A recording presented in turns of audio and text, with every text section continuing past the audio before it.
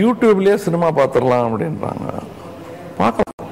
ஜன்னல் வழியாக காதலியை பார்க்கறது ஒன்று, நேர போய் நின்று பார்க்கறது ஒன்று, அதான் வித்தியாசம்.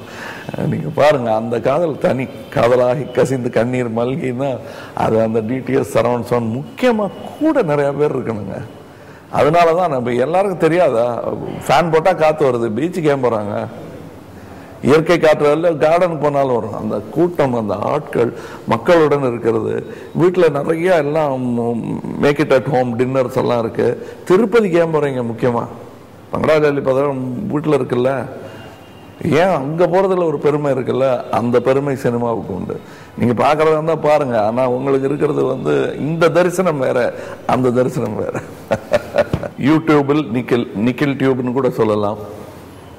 அவர் டெக்னாலஜியில் ஏதாவது பண்ணணுங்கிற என்னுடைய வேட்கையில் முக்காவாசி பேர் என் கூட வேலை செய்கிறவங்க, ஏன் சார் ஒரு இதெல்லாம் பண்ணிட்டு இருக்காரு, சார் தட்டி விட்டுட்டு போகிறத விட்டுட்டுன்னு சொல்லாமல் தானும் அதை செய்ய வேண்டும் என்று நான் ஒரு ஐடியா சொன்னேன்னா அதை உடனே அதை டெக்னாலஜி என்னன்னு போய் தெரிஞ்சுக்கிட்டு, தெரியலன்னா கூட தெரிஞ்சுக்கிட்டு அதை தன்னுடைய தொழிலுக்கு பயன்படும்படி செய்து கொள்ளும் ஒரு திறமையாளர் இப்போ யூடியூபுக்கு வந்திருக்காரு.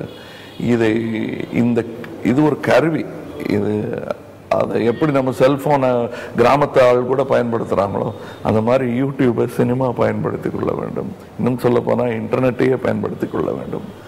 அண்டு சினிமாவுக்கு இன்டர்நெட் எதிரின்னோ, அது இப்படி தான் முதல்ல டெலிவிஷன் கூட சினிமாவுக்கு எதிரின்னு சொல்லியிருந்தாங்க. இப்போ டெலிவிஷன் சேட்டலைட் ரைட்டுங்கிறது ஒரு ஏரியா மாதிரி ஆயிடுச்சு. அது மாதிரி தான் இன்டர்நெட்டும். இது இன்னைக்கு சொல்கிறேன், 10 வருஷத்துக்கு முன்னாடி நீங்கள் சொன்னீங்க சார் அப்படின்ட்டு ஒத்துக்கிட்டு வருவாங்க, இன்னைக்கு சண்டை போட்டுக்கிட்டு இருப்பாங்க. இது வழக்கம்.